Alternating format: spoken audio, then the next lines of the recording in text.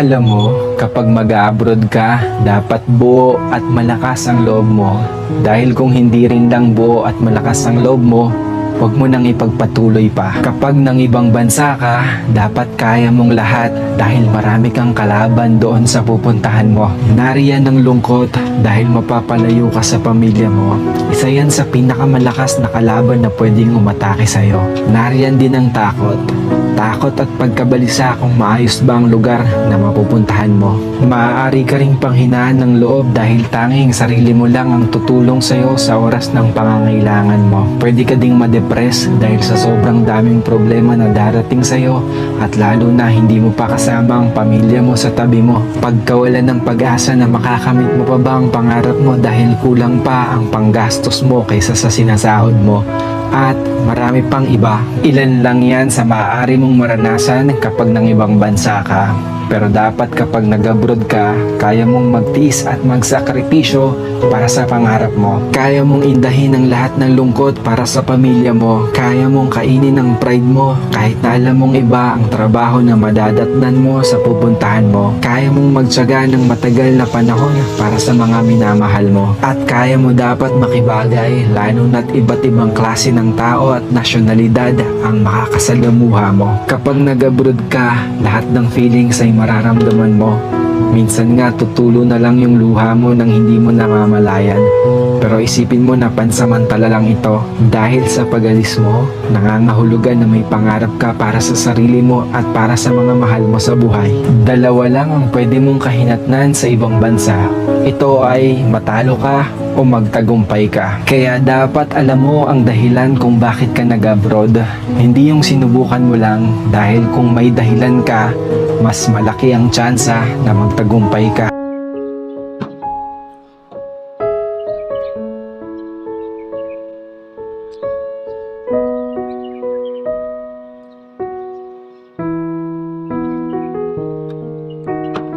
Tabi muna tayo guys bago pumasok. Tuwing umaga dito ako nagkakape. Minsan tuwing hapon. Kasi feel ko dito pagka dito ako nagkakape, nawawala yung pagod ko, nawawala yung stress ko. Nakakawala naman kasi talaga. Chill lang. Saka dito na rin ako kumakain ng umagahan. Kasi dito pwede naman kaming magluto. Meron kaming lutuan dyan sa baba. Kumpleto na rin. Meron na rin mga rep, lutuan, washing machine. Next time, papakita ko sa inyo. Dito na rin kami kumakain bago pumasok. Kasi yung ibang company, bawal. Ibang dormitory, bawal magluto sa kanilang dormitory. Nagbabawal ng company. Ang lagi na lang nilang kinakain, pentang. Yan. Tawagin dito pentang. Halo-halo na yun. May gulay, may larne, may manok. Nga lang talaga medyo matabang ang pagkain nila. Kaya buti kami, thankful pa rin na pwede rito sa amin. Kaya minsan nagbabaon kami. Madalas nagbabaon talaga kami. Yung mga gusto naming ulam. Luluto na kami sa gabi. Minsan naman sa umaga. Dito na kami kumakain bago pumasok, tapos magbabaon kami para sa tanghalian namin. Tapos pagdating sa gabi, yun, magluluto na naman kami. Ganun lang naman ang buhay OFW. Paulit-ulit mo lang din gagawin. Sacrifice lang para sa pamilya.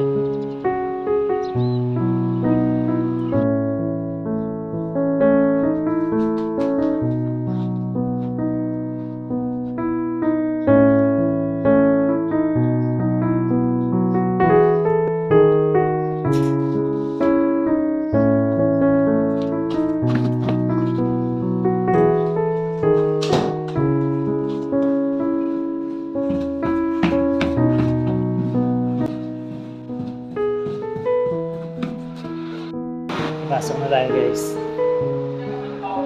Bali 8 to 5 tayo ngayong araw. Sabado kasi ngayon kaya ang bayad sa amin ay OTP. Yung Sabado, pag pinapasok ka ng Sabado rito, ang bayad ay overtime. Overtime.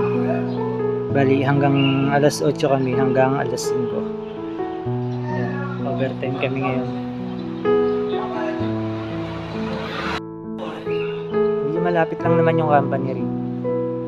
Nahanap ko pa yung susi ko, di ko mahanap.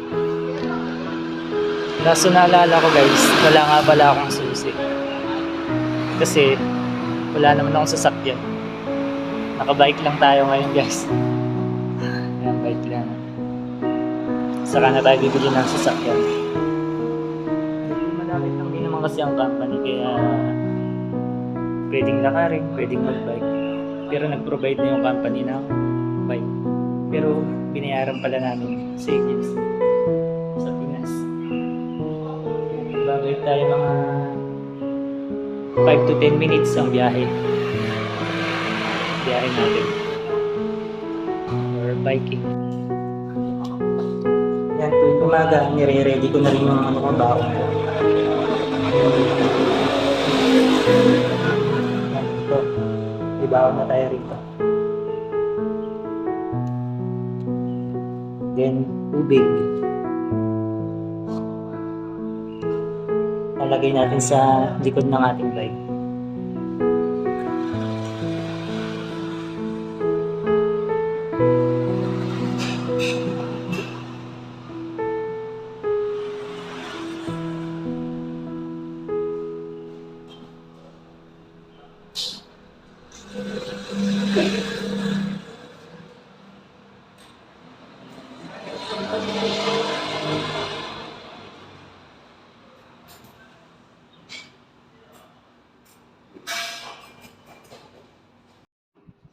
Ang salitang abroad, masarap pakinggan lalo na sa mga taong hindi pa nakakaranas nito dahil ang nasa isip nila ay kapag nasa ibang bansa ka ay mapera ka o parang tumatay ka ng pera. Hindi porkit nag-abroad ay mapera na. Pagod at hirap ang katumbas ng bawat dolyar na iyong kikitain sa ibang bansa. Kahit sobrang nakakapagod, basta ang pamilya mo ay iyong mataguyod at mabigyan mo ng buhay na maginhawa kahit kapalit pa nito ay pangungulila. Kapag nasa abroad ka na, sobrang daming pagsubok ang iyong haharapin.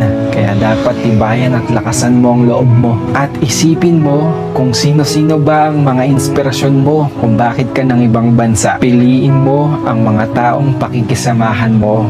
Yung mga tao na magtuturo sa'yo kung papaano maging mabuting tao. At higit sa lahat, huwag mong isipin na mag-isa ka at huwag kang matakot dahil kasama mo palagi ang Diyos. Kayang-kaya mo yan. Kinaya nga ng iba eh. Ikaw pa ba?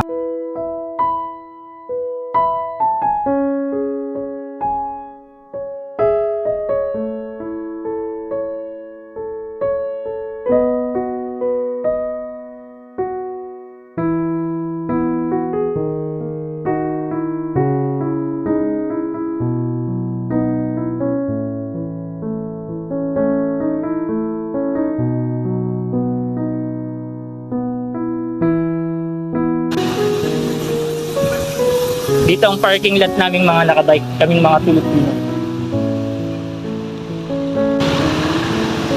Yan naman ang mga nakamotor. Kami kasi, depende sa amin kung kukuha kami ng e-bike or motor. For now, wala pa tayong budget. Siguro, makalipas siguro isang taon, makakakuha rin tayo. Siyempre, baguhan pa lang tayo.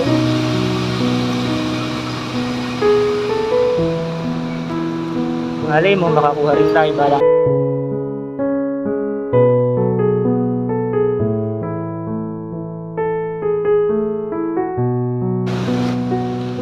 Ito nga pala yung MVP ng Taiwan.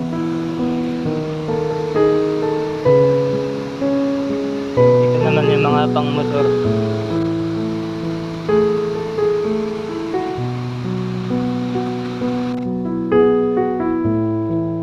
Room.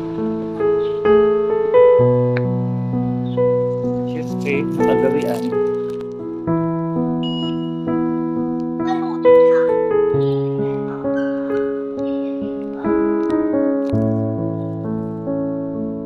Ha?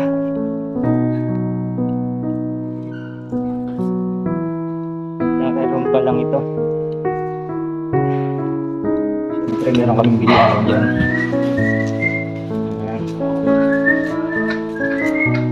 Ayan. Diyan yung mga kasama ko nagti-tiktok.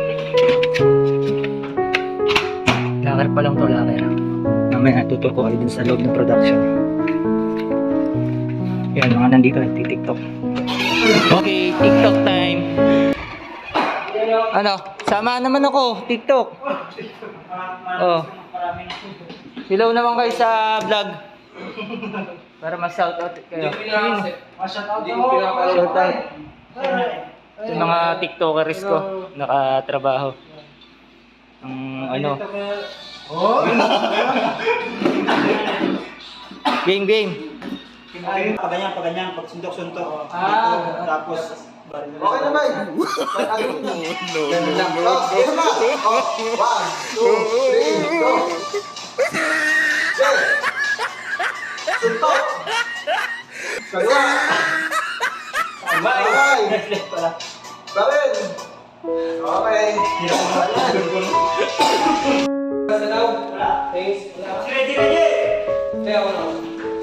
Papasok na kami. Change outfit.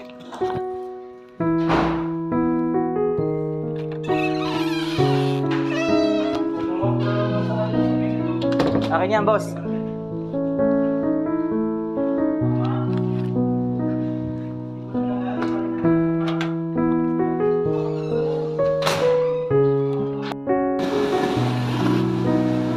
Yan, nandito na tayo sa sa production. Kailangan nating magsuot ng helmet kasi nakita nyo naman puro heavy equipment dito. Saka yung mga product natin lalaki, kaya talagang helmet. Dito naka-assign yung mga iba kong kasamahang Pinoy. Yan dito. Machine operator sila or production operator. Ako kasi na-assign ako sa QC o quality control. Doon ako na-assign. Kaya naka-helmet ako kasi dito ako dumadaan. Kaya required akong mag-helmet. Yan. Yan dito. Napakaluwang dito. Ewan ko kung ilang hektaryang lupain to.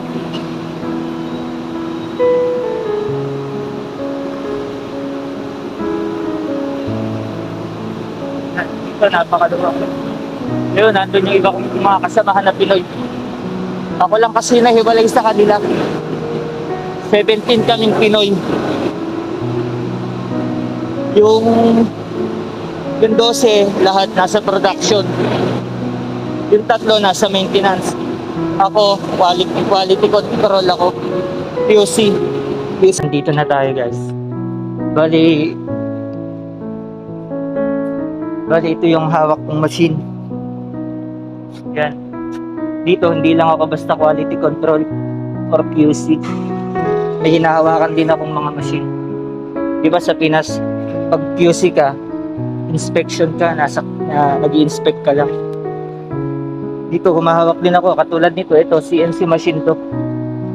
CNC machine.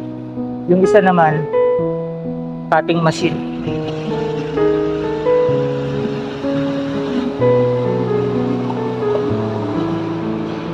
Hindi lang yan ang hawak ko. Papasok na tayo sa loob. Doon kasi sa loob na yun, bawal lang maingay. Hindi naman sa bawal, hindi lang ako nag-iingay. Kasi nakakahiya. Bali ang kasama ko rito, 2 engineer, 1 technician, tapos ako.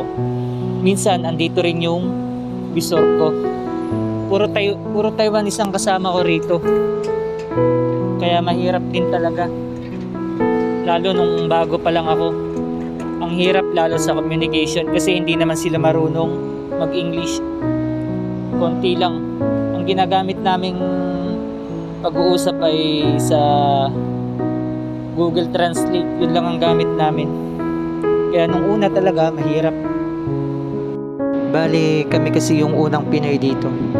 Kaya mahirap lalo yung communication at yung pagtuturo sa amin. Hindi katulad sa ibang company, meron ng Pinoy na magtuturo sa kanila. Dito kasi kami yung unang Pinoy na employee dito. Kaya mahirap. Ito, dito pwesto ko rin dito. Dito ako mga nagsusukat. Dito ako nagsusulat. Dito ko sinusulat sa steel coil. A few moments later.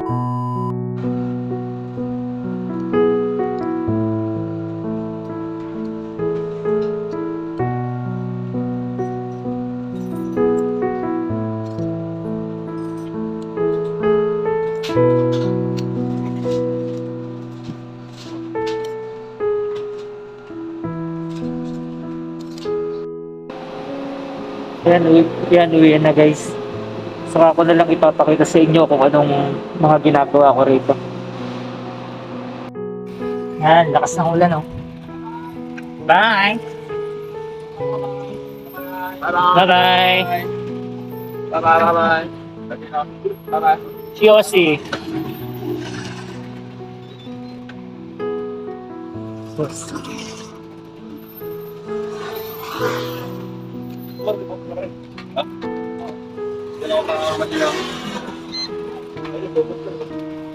Ay nga pare.